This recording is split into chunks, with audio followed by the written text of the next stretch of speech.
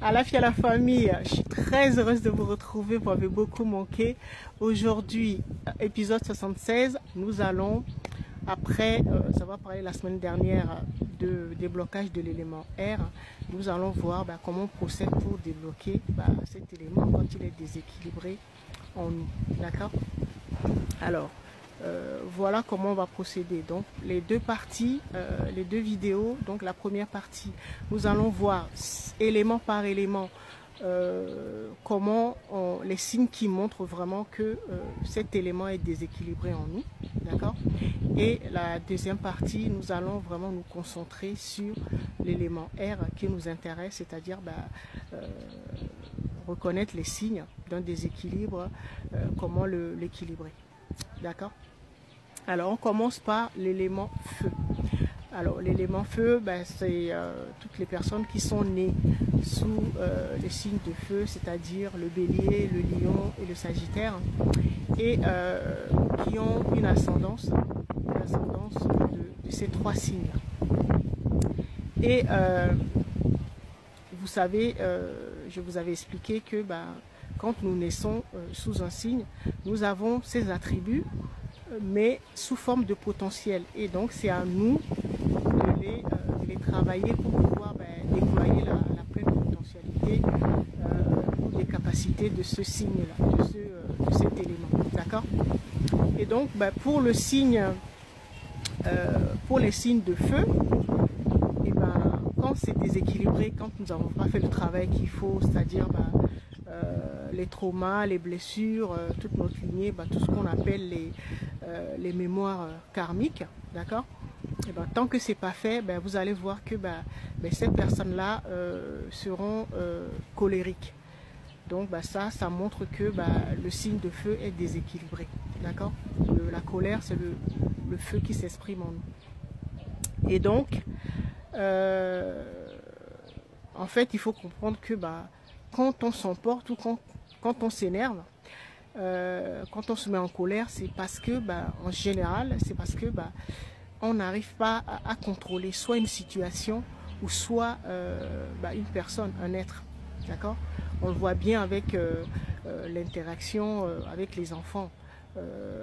Pour les parents, par exemple, quand vos enfants ne vous écoutent plus ou veulent fonctionner à leur manière, se passent de vos conseils, là on a tendance à se mettre en colère parce que tout de suite c'est l'ego qui parle, qui se dit non, là je ne me fais plus respecter et donc voilà, donc on se met en colère. Voilà. Donc ça veut dire que il faut comprendre qu'il faut mettre de côté son ego parce que l'élément feu, vous avez compris, ça concerne notre... Quand il est équilibré, nous avons toutes les capacités de nous auto-guérir et de guérir les autres, même notre environnement, tous les êtres de notre environnement. D'accord?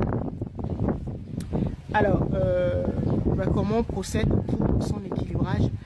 Dans ce cas, il faut comprendre, il y a une petite astuce, c'est de se demander, quand on sent que la colère arrive, on se dit, qu'est-ce que je veux? Je veux avoir raison ou est-ce que je veux la paix? Voilà, vous choisissez entre avoir la paix ou avoir raison. D'accord? Alors, l'élément R, on le verra en détail dans l'épisode, dans la deuxième partie, mais sachez que quand cet élément est déséquilibré en nous, nous avons tendance, nous sommes complètement déconnectés de ce qu'on appelle la sagesse interne, donc la source de la sagesse.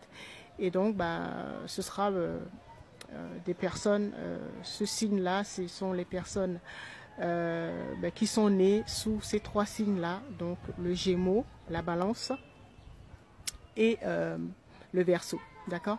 Et quand ils sont déséquilibrés, tous les conseils que ces personnes vous donneront, vous verrez que ce sera pas ça, ça marchera pas, parce que ces personnes ne sont pas connectées à la source de la sagesse, d'accord? Alors, quand c'est comme ça, on verra dans la deuxième partie, il faut travailler sur la mise en place de ce que j'appelais dans l'épisode 75 l'ordinateur quantique.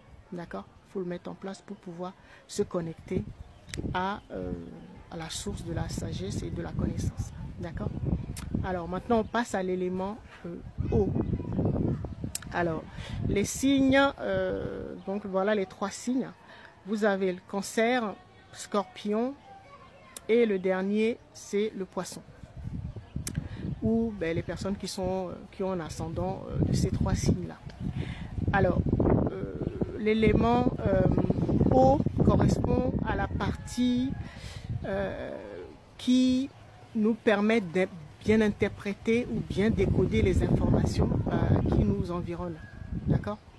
Et donc, quand on est plutôt plongé dans l'illusion, dans le faux monde, on aura tendance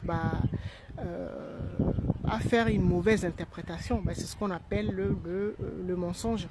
Parce que quand c'est équilibré, nous fonctionnons vraiment comme un sérum de vérité. Et donc, nous pouvons faire dire, bien interpréter déjà les informations et faire dire la vérité à tous les êtres que nous rencontrons de tous les règnes. Une plante, par exemple, est obligée de nous parler de ses vertus, voilà.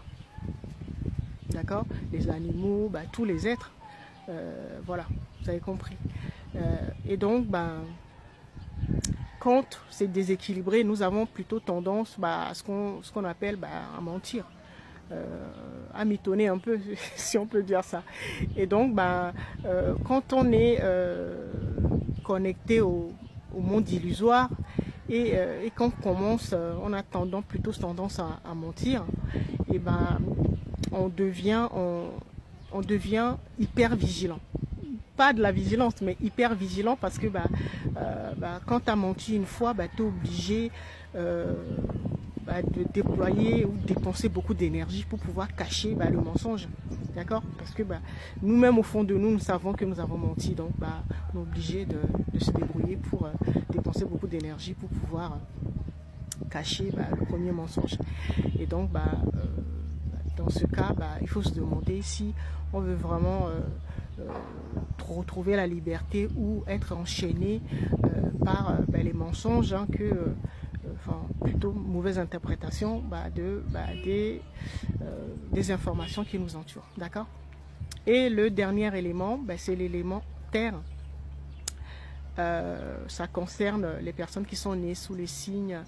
Le premier, c'est le taureau, ensuite la Vierge, et le dernier, c'est le Capricorne, ou les ascendants de ce signe-là. Et donc, quand cet élément est déséquilibré en nous,